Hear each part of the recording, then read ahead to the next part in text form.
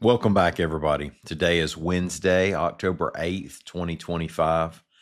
Born on this date in 1993, NASCAR driver Bubba Wallace, who was born in Mobile and moved to North Carolina at an early age. Now, on this date in 1953, a ruling by Birmingham Commissioner of Public Safety Bull Connor illustrates just how weird segregation could be. It's well documented, but I'll cite the Jackie Robinson Foundation's account on this story, which is consistent with other sources and included a couple things I wasn't aware of. Jackie Robinson's barnstorming Negro White All-Stars were scheduled to play an exhibition in Birmingham because Robinson had signed up some white major leaguers to join his team. Connor wouldn't let his team play because it violated a city ordinance that banned mixed-race sports events. Robinson decided to go ahead and bench the white players, who included, by the way, Hall of Famer Gil Hodges. Now, some judged Robinson for compromising. I guess the question you might ask yourself is whether Connor would have scored a bigger victory by keeping white players off the field, as he did, or by forcing the game to be canceled. Robinson's team decided to at least play the game. Now, according to the Jackie Robinson Foundation, the Birmingham World, a large black newspaper, slammed Robinson, accusing him of giving in to racial intolerance. Quote, "We aren't rooting anymore for Jackie," the newspaper read. I guess time can heal all wounds. Today, let's talk about Rock the South, the National Shrimp Festival, the Macy's Thanksgiving Day Parade, and more. I'm Mike Morgan, and we're down in Alabama.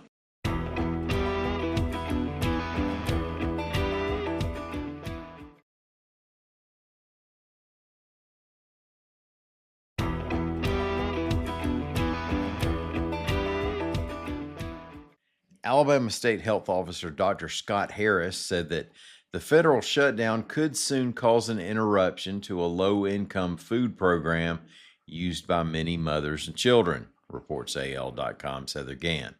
WIC, the Special Supplemental Nutrition Program for Women, Infants, and Children, could see its funding dry up by November, according to Harris.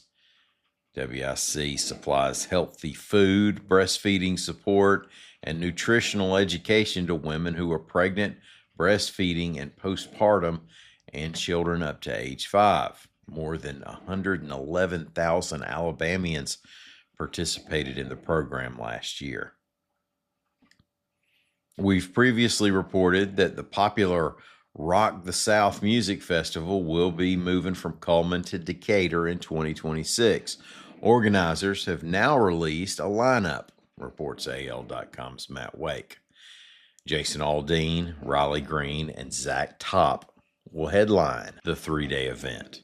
Now, because of time constraints, and since I don't have a better way to narrow down this list of artists, I'll mention only the others on the bill who I've heard of.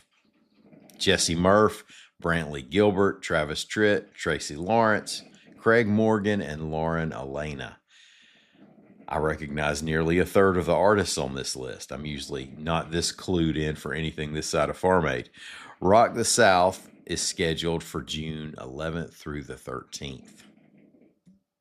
Seems a bit odd to travel to the Gulf Coast to attend a national shrimp festival only to be served imported shrimp. Yet, last year, a consulting company claimed that vendors at the Gulf Shores event were absolutely using the foreign version. AL.com's Lawrence Specker reports that there is a plan in place to keep that from happening at this year's National Shrimp Festival. Event organizers have reached a sponsorship deal with the Organized Seafood Association of Alabama. The money from that deal, they say, will be used to bring in the aforementioned consulting company, CD Consulting, to make sure everybody's shrimp is on the up and up. That company uses a rapid genetic test to determine whether the shrimp is domestic or imported. Now, if you're just thinking a shrimp is a shrimp, There are a few reasons this is an important issue to a lot of folks. First, the festival claims to require vendors to serve domestic shrimp. Also, there's a state law that says the vendors have to make it clear whether the product is domestic or imported. That applies to restaurants as well, by the way. And finally, local shrimpers have been fighting a very difficult fight to stay above water while competing with cheap shrimp from overseas. More than 90% of the shrimp served in the U.S. now is imported.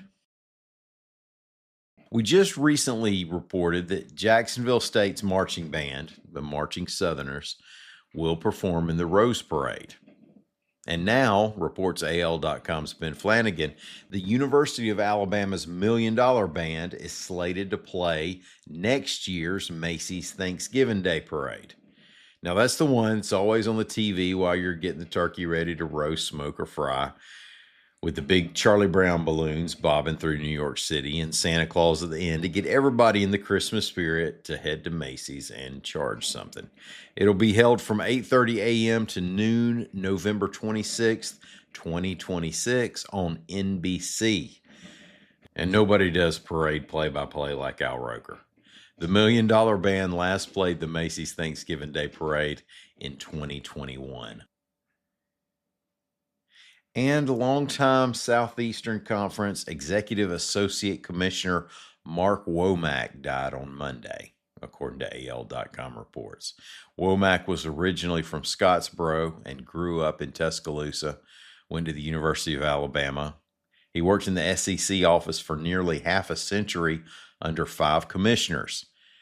He also was the league's chief financial officer, a scheduling guru, and a liaison with bowl and TV partners. Plus, he did a couple stints as acting SEC commissioner. Mark Womack was 70 years old. Hey, we'd really appreciate it if you left us a rating on whatever app you use. Mostly, though, we're just glad you're here and hope to have you back tomorrow. Thanks so much for listening. Come see us anytime you want to on the internet at al.com.